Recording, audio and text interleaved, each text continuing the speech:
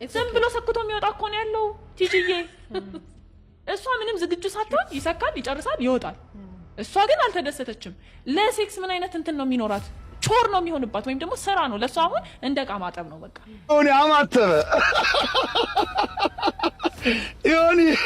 አማተበ ደንግጦ አማተበ ዮኒና አንተን ብቻ አመልካለሁ።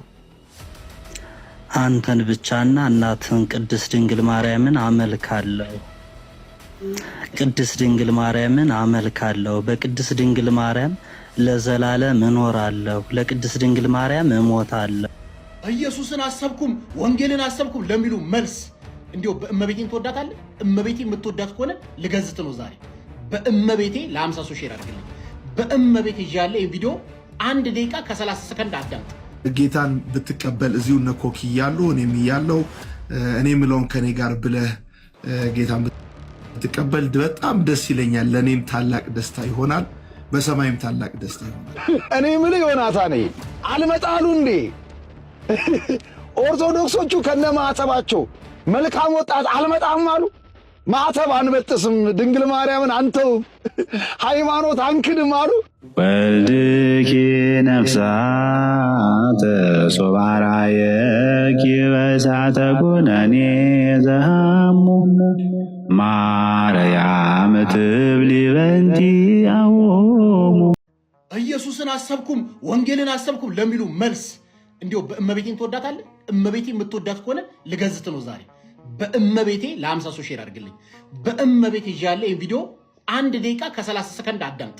እውነትም ትምህርት ስለሆነ የሚጠቅማችሁ ስለሆነ ማለት ነው። በመጽሐፍ ቅዱስ አንደኛ ቆሮንቶስ ምዕራፍ 14 ከቁጥር 33 ላይ እናንብበው። እግዚአብሔር የሁከት አምላክ አይደለም የሰላም አምላክ ነው እንጂ ይላል ቃሉ። ስለዚህ ቤተክርስቲያናችን ፍቅርን በመዝራት ክርስቶስን በመምሰል የምትሰብከው ወንጌል እንጂ በመጮውና ሰላም በመንሳት ሰዎች ከመንገድ ላይ እየሄዱ ከስራ እየመጡ በመጮውና ሰላም በመንሳት የምንሰብከው ወንጌል ወይ ደግሞ ኢየሱስ ክርስቶስ የለም። እኛ መጀመሪያው የኢትዮጵያ ኦርቶዶክስ ተዋሕዶ ቤተክርስቲያን ኢየሱስን እንዴት ነው የምትሰብከው? በመስቀላችን ነው። አንድ ክርስቲያን መስቀል ሲያደርግ ኢየሱስ ክርስቶስ በመስቀል ላይ የከፈለለትን ደም፣ የተቆረሰለትን ስጋ፣ ሕማሙን፣ የክርስቶስን መከራ፣ የዳንበትን ሚስጥር እየመሰከር ነው ማለት ነው። መስቀል ቤዛችን መድኃኒታችን ብቻ ሳይሆን እዚህ ላይ የተሰቀለውን ክርስቶስ እያሰብን ወንጌልን እየሰበከን ነው ክርስቲያኖች መሰለኝ ማለት ነው። ሁለተኛ ቤተክርስቲያኖቻችን ዲዛይናቸውን ተመልከቱ። ብዙ አይነት ዲዛይን አለ። የመጀመሪያው የቤተክርስቲያናችን ራስ ማን ነው? ክርስቶስ ነው። ጉልላቷ ማን ነው? ክርስቶስ ነው። አንዳንዴ ክብ ይሆንና አንድ ጉልላት አለ። ያ ጉልላት ምንድነው? ክርስቶስ ከእናታችን ከቅድስት ድንግል ማርያም ተወልዶ ዓለምን ያዳነበትን ቤተክርስቲያንን የመሰረተበትን በደሙ የዋጀበትን ምሳሌ አድርጋ ቤተክርስቲያን ትሰራለች። ለምሳሌ ይሄ የኮተቤ የቅድስት ድንግል ማርያም ቤተክርስቲያን ነው። ከፊት ብታዩት ምን አለ? 3 ጉልላቶች እኩል ሆነው ያለ ምን ትገልጻለች ቤተክርስቲያናችን? ሚስጥረ ሥላሴ። አየ በመለኮት በስልጣን በባህሪ ዓለምን በመስራት ዓለምን በመፍጠር በመንሳት በመስጠት በማን አብ ወልድ መንፈስ ቅዱስ እኩል መሆናቸው። ከላይ ደግሞ አንዱ ጉላት ደግሞ ቤታችን ኢየሱስ ክርስቶስ ዓለም ሳይፈጠር ወልደ እግዚአብሔር በተለየ አካሉ ከእናታችን ከቅድስት ድንግል ማርያም ተወልዶ ዓለምን ያዳነበትን ሚስጥር የምትገልጽበት ቤተክርስቲያን በደሙ ያዋጀባትን መሰረቷ ክርስቶስ መሆኑን የምትገልጽበት ነው። ትልቁ ጉልላት ካያችሁት ይሄ በቤተክርስቲያኖቻችን የምንሰብከው ስብከት ነው። ሌላኛው ቅዳሴ ማለት የህብረት ጸሎት ማለት ነው። ወንጌል ንባብ ነው። ወንጌል ንባብ ላይ ከቅዳሴ ከመጀመሩ በፊት ወንጌል ይነበባል። ትምህርቱ የሚያወራው ስለ ክርስቶስ ሕማም ነው። በመስቀል ላይ የተከፈለለትን ዋጋ ነው። መተፋቱ መገረፉን ዓለምን ያዳነበትን ትልቁ ሚስጥር ቤተክርስቲያናችን በህብረት ጸሎት ወይ ደግሞ በቅዳሴ ጸሎት ላይ አካታ ወንጌል ለኛ ተሰብከናለች። ሁለተኛ ትምህርተ ወንጌልን ብታዩት ጸሎት ሃይማኖት ላይ ብታዩት አብዛኛው ስለ ነገረ ክርስቶስ ስለ ክርስቶስ መምጣት ነው። በጠቅላላ መዝሙራትና ጸሎቶቹን ብታዩት እንዳለ መዝሙራዎች የሚዘመሩት ዝማሬዎች በጠቅላላ ስለ ክርስቶስ ነው። ቅዳሴው ትልቁ አካል የሆነው ሚስጥረ ቁርባን ነው። ቅዱስ ቁርባን የቅዳሴው ማዕከላዊ ክፍል ሲሆን ቅዱስ ቁርባን ክርስቶስ ለዓለም ቤዛነት የከፈለውን መስዋዕትነት ከእርሱ ጋር ያለንን ህብረት የሚያሳይ ነው። ስለዚህ ቅዳሴ ጸሎት ራሱ የቅዳሴ ጸሎት እንዳለ በህብረት የምንጸልየው ጸሎት ክርስቶስን የሚገልጽ ነው። ስለዚህ ክርስቶስን የሚገልጹ በጣም በርካታ ወንጌልን የምንሰብክበት ትልቅ ነገሮች አሉን። ኦርቶዶክሳውያን ማለት ልትኮራ ይገባል። ጌታን ብትቀበል እዚሁ እነ ኮኪ እያሉ እኔም እያለው እኔ ምለውን ከኔ ጋር ብለህ ጌታን ብትቀበል በጣም ደስ ይለኛል። ለእኔም ታላቅ ደስታ ይሆናል፣ በሰማይም ታላቅ ደስታ ይሆናል። እሺ እኔ የምለውን ከኔ በኋላ በልና ትጸልያለህ። ጌታ ኢየሱስ ሆይ ጌታ ኢየሱስ ሆይ አመሰግንሃለሁ አመሰግንሃለሁ ለኔ ስትል እንደሞትክ ለሞትክ ከሞት እንደተነሳህ አሁን አምኛለሁ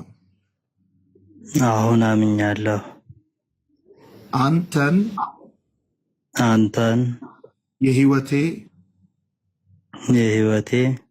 ቤዛ መድኃኒት አድርጌ ተቀብያለሁ። የህይወቴ ቤዛ መድኃኒት አድርጌያለሁ። ለአንተ ብቻ እሰግዳለሁ። አንተን ብቻ አመልካለሁ። አንተን ብቻና እናትህን ቅድስት ድንግል ማርያምን አመልካለሁ። በቅድስት ድንግል ማርያም ለዘላለም እኖራለሁ። ለቅድስት ድንግል ማርያም እሞታለሁ። ምን አይነት ክፉ ሰው ነው?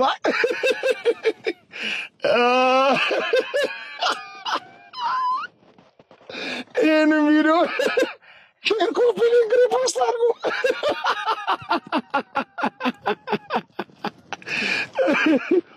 ነውር ነው። እኔ የምልህ ዮናታን አልመጣሉ እንዴ?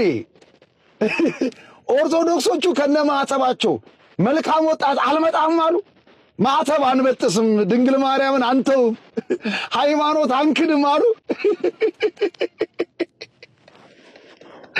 ጫታችንንም ሲጋራችንንም ሱሳችንንም እዚሁ ኦርቶዶክስ ሆነን እንተዋለን አሉ።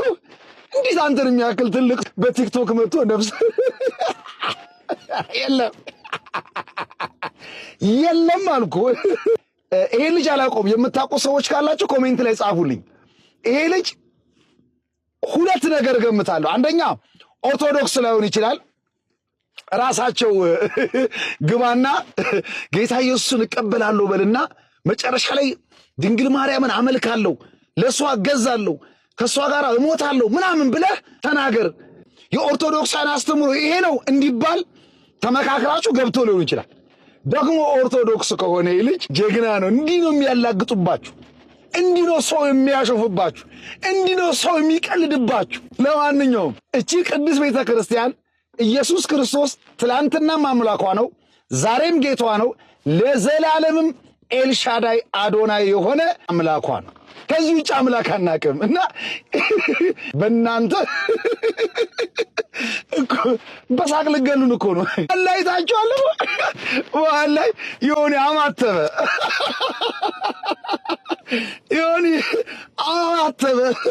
ደንግጦ አማተበ ዮኒና ዮኒ የኦርቶዶክስ ነው ማማተቡና መልስልን። አይተውም ቶሎ አይለቅም እኮ አማተበ ሰው አሁን መንፈስ ቅዱስ ነው አሉ። እና እንደ ዮናታን ያሳዘነኝ የለም። አዳራሹን ባዶ አረጋችሁት። የዘንድሮ መልካም ወጣት አልተሳካም መሰለኝ። ዮናታን ነፍሳትን ቲክቶክ ላይ ማጥመድ ጀምሯል። አንተን የሚያክል ትልቅ ሰው በዚህ ደረጃ ወርዶ ማየት ለእኔ ደብሮኛል። ብሮ ለማንኛውም ይመቻችሁ። ይሰማለሁ። አብርሽ መጣሃል። እሺ እንግዲህ ቤተሰቦቻችን ወንድማችን አብርሃም ትላንትና ዮናታን ጋር ገብቶ በሚያሳዝን ሁኔታ ጌታን ተቀበል ብለውት ነበረ። እኔም ቪዲዮ ሰርቼበታለሁ። ነገር ግን እሱ በፍጹም ጌታን አልቀበልም ብሎ መጨረሻ ላይ የተናገረው የቤተ ክርስቲያን አስተምሮ አይደለም። ነገር ግን እሱን ለማስተካከልና ይቅርታ ለመጠየቅ መጥቷል። ያለው ሁኔታ ከመጀመሪያው ጀምሮ ያስረዳናል። እሱን እንከታተላለን። ቀጥል አብርሽ። እሺ ያያ በጣም አመሰግናለሁኝ። ያው በሰዓቱ ቲክቶክ እየተጠቀመኝ ነበረ። ላይቭ ላይ ነበርኩኝ። እንደዚህ ስክሮል እያደረግኩ እያሳለፉኝ እያየሁ እያለ ሳንቲ እየሰበሰቡ ነበረ። ሳንቲ የሚሰበስቡት ለእኔ ቢጤ ነበር የሚሉት። መጨረሻ ላይ እኔ ኮሜንት አደረግኩኝ። 30 ሺህ ብር አስገብቻለሁ ስላቸው ከአንዳንድ ወደ ላይ አስገቡኝ። አንተ ምንድነህ አሉኝ። እኔ አብርሃም እባላለሁ፣ እንደዚህ ነው ግን ኢየሱስን መቀበል እፈልጋለሁኝ። ኢየሱስ ማን ነው? እንዴት ነው ኢየሱስን መቀበልና ማወቅ የምችለው ብዬ ጥያቄ አነሳውላቸው እና ጥያቄ ሳነሳላቸው ቀጥታውኑ ኢየሱስ አምላክ ነው፣ ኢየሱስን ስትቀበል ሕያው ለዘላለም መንግስት ታገኛለህ ብሎ ዮናታን ሰበከኝ። ተቀበል አለኝ። እሺ አልኩትኝ። እኔ የተቀበልኩት ኢየሱስን ከእናቴ ማህፀን ሁኜ ነው። ኢየሱስን የማውቀው አምላክ ሁሌም ቅድስት ቤተክርስቲያን የኔ ሃይማኖት የምታስተምረኝ ቅድስት ቤተክርስቲያን አባቶችም ሆነ ካህናት ሊቃውንት ያስተማሩኝ ጌታዬ መድኃኒቴ ኢየሱስ ክርስቶስ ብቻ እንደሆነ አምላክ ነው የተማርኩት። የማውቀውም ያንን ነው።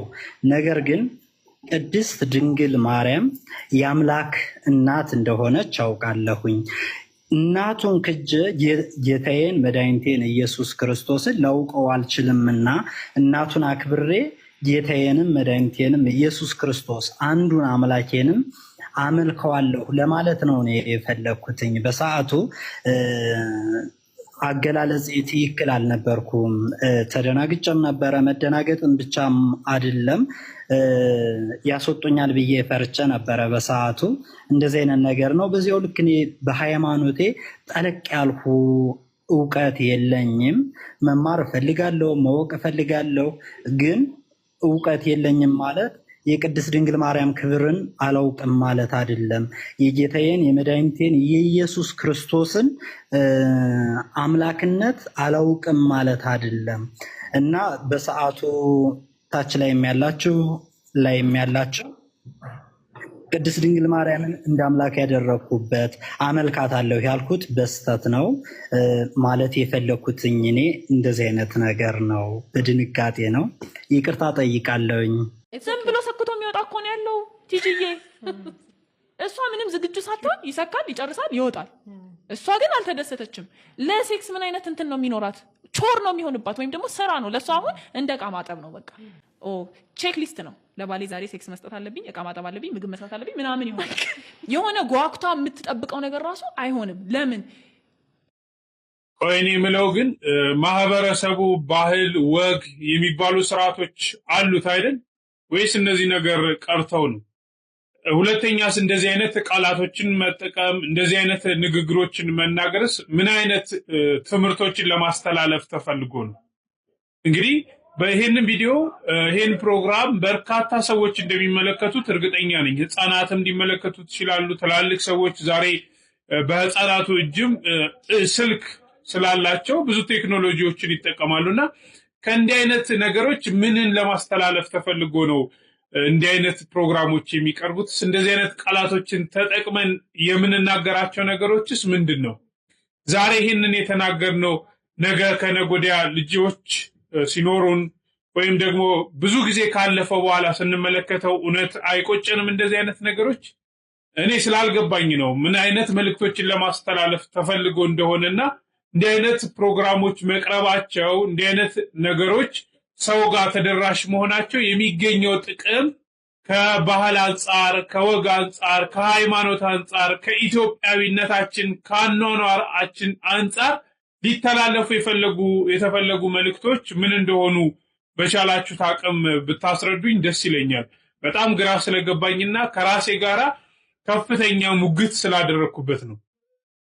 በቀድሞ የኢትዮጵያ ኦርቶዶክስ ተዋሕዶ ቤተክርስቲያን ዘማሪና አገልጋይ የነበረው የአሁኑ የራሱን አዳራሽና እምነት ማከናወኛ ከፍቶ የሚንቀሳቀሰው ፓስተር ትዝታው ሳሙኤልን በተመለከተ የኢትዮጵያ ኦርቶዶክስ ተዋሕዶ ቤተክርስቲያን የክስ ቅሬታ አቤቱታ አዘጋጅታ አቅርባለች። ጠበቃና የሕግ አማካሪ እያሌው ቢታንያ ነኝ። እንግዲህ እንደ ቤተክርስቲያኗ የሕግ ባለሙያዎች አብይ ኮሚቴ ሰብሳቢ እና እንዲሁም ደግሞ እንደ ቤተክርስቲያኗ ልጅነት ከዚህ ግለሰብ ጋር በተያያዘ በተደጋጋሚ በውስጥ በምታደርሱኝ መረጃ መሰረት ግለሰቡ ላይ የሕግ እርምጃ ሊወሰድበት ይገባል በሚል ጉትጎታዎች እንደነበሩ ይታወሳል። ሆኖም ግን ዝም ያልነው አንዳንድ ነገሮች ሁሌም በአደባባይ ሊገለጡ ይገባል ብለን ስለምናስብ አይደለም። ስለሆነም መሰራት ያለባቸው ነገሮች ሁልጊዜም በማስተዋል ሊሰሩና ሊከወኑ ይገባል። የቤተክርስቲያን መብትና ጥቅም ያስከብራል ብለን የምናምናቸውን ማናቸውን ነገር ከማድረግ ወደኋላ አንልም። ስለሆነም አሁንም ቢሆን ይህ የቀረበበት የክስ አቤቱታ ወይም ደግሞ የቅሬታ አቤቱታ የሚመለከተው የፌዴራልም እንዲሁም ደግሞ የአዲስ አበባ ፖሊስ ኮሚሽን ጉዳዩን በጥልቀት መርምሮ እንዲህ አይነት ተሳዳቢና ነውረኛ የሆኑ ግለሰቦችን ለፍትህ ያቀርባል ብለን ተስፋ እናደርጋለን። ስለዚህ በዝርዝር የክስ አቤቱታችንን የቅሬታ አቤቱታችንን ከማስረጃዎቻችን እንዲሁም ደግሞ የሰው ማስረጃም ጭምር ተቀናብሮ ቀርቧል።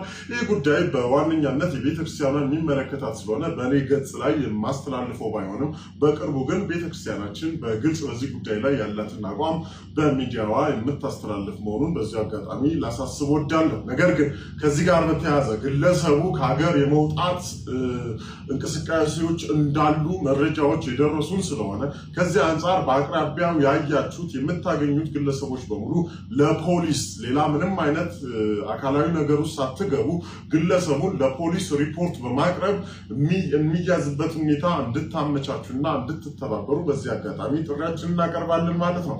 ስለሆነም ማናቸውም ግለሰብ እንደ ግለሰብ የግለሰብ ተሳዳቢ ከሆነ ስድብን የሚያበረታታ የትኛውም ሃይማኖት ወይም እምነት አለ ብለን አናምንም። ስለሆነም በእኛ ቤት ውስጥም በኢትዮጵያ ኦርቶዶክስ ተዋሕዶ ቤተክርስቲያን ውስጥም ተገኝታችሁ የምትሳደቡ ነውረኛ ቃላትን የምትጠቀሙ ከዚህ ድርጊታችሁ እንድትታቀሙ በዚህ አጋጣሚ መልእክት እያስተላለፍን እንዲህ አይነት ተግባር ላይ የተሳተፉ ማናቸውም ግለሰቦችን ለሕግና ለፍትህ የማቅረቡን ስራ ቤተክርስቲያኗ በግሏ የምታከናውና የምትሄድ ይሆናል። እኛም እንደ ባለሙያ ግዴታችን እንወጣለን። እናንተ ምዕመናን፣ ካህናት፣ አገልጋዮቻችን በሙሉ ከዚህ ጋር በተያያዘ ጥንቃቄ እያደረግን ለቤተክርስቲያን አንድነትና ህብረት ዘብ እንድትቆሙ ዘንድ ለማሳሰብ ወዳለሁ። አመሰግናለሁ። ትዝታው ሳሙኤል በፌዴራል ፍርድ ቤቶች ሊከሰስ እና ሊፈረድበት ይችላል። እንዲቆያችሁን ጠበቃ ሰብለ ሰፋኒ። እንግዲህ ትዝታው ሳሙኤል የኢትዮጵያ ኦርቶዶክስ ቤተክርስቲያንን እንዲሁም አማኞቿን ዘልፏል፣ አንቋሿል በሚል በኢትዮጵያ ኦርቶዶክስ ቤተክርስቲያን ክስ እንደቀረበበት ታውቋል። ይህን ተከትሎ በርካቶች የግለሰቡን አሜሪካዊ መሆን አንስተው በፍርድ ቤቶች ሊከሰስ አለመቻሉን እየጠቀሱ ይገኛል። ይህም በተመለከተ የፌዴራል ፍርድ ቤቶች አዋጅ ቁጥር 1234 በተጠቀሰው መልኩ በሌሎች እምነቶች ላይ ማንቋሸሽ ወይም ዘለፋ፣ ስድብ ተፈጽሟል በሚል በሚነሱ ጉዳዮች ላይ እንዲሁም ደግሞ ዓለም አቀፍ ስምምነቶችን ለምሳሌ የእምነት ነፃነትን አይነት በአይሲሲፒአር የተቀመጡ መብቶችን የሚጻረሩ ተግባራት ላይ የሚነሳ የወንጀል ጉዳይን አስመልክቶ እንዲሁም ደግሞ የኢፌዴሪ የወንጀል ሕግ መነሻ ተደርጎ በሚነሱ ጉዳዮች ላይ የመወሰን ስልጣኑ የፌዴራል ፍርድ ቤቶች ስለመሆኑ የወንጀል ዳኝነት ስልጣን እንዳላቸው ያመለክታል። ከዛ ውጭ ግለሰቡ መከሰሱ ተገቢ ነው የሚለውን አስመልክቶ የኔ አቋም በየትኛውም እምነት ላይ ማናችንም ዘለፋና ማንቋሸሽ መፈጸም የለብንም። እንዲህ አይነት ሰዎች በየትኛውም እምነት ያሉ ቢቀጡ ይህንን ነገር ለማስቆም ይቻላል። ያለበለዚያ ግን እንዲህ ያለ ብሽሽቅ በጊዜ ሂደት የእምነት ጦርነት ዜጎች አሁን ካለብን እንደገና ብሔር መነሻ ያደረገ ልዩነት በላይ የእምነትን መሰረት ያደረገ እርስ በርስ መቃቃር እና ቁርሾን በኋላም ወደ ግጭት ሊያመራ የሚችል ሁኔታ ስለሚፈጥር የየትኛውም እምነት ተከታይ የሆንን ሰዎች በሌሎች እምነቶች ላይ እንዲህ ያለ ነገር የሚፈጽሙ ሰዎችን ተው ልንልና ጉዳዩን እንዲቆም ልናደርግ ይገባል። ከዛ ውጭ ይህንን የፈጸሙ ሰዎች ለፍርድ መቅረባቸው ተገቢ ነው፣ በሕጉ አግባብ መጠየቅ አለባቸው ብዬ አምናለሁ። መሰል ጠቃሚ መረጃዎች እንድታገኙ ይህን አካውንት እንዲከታተሉ አመሰግናለሁ።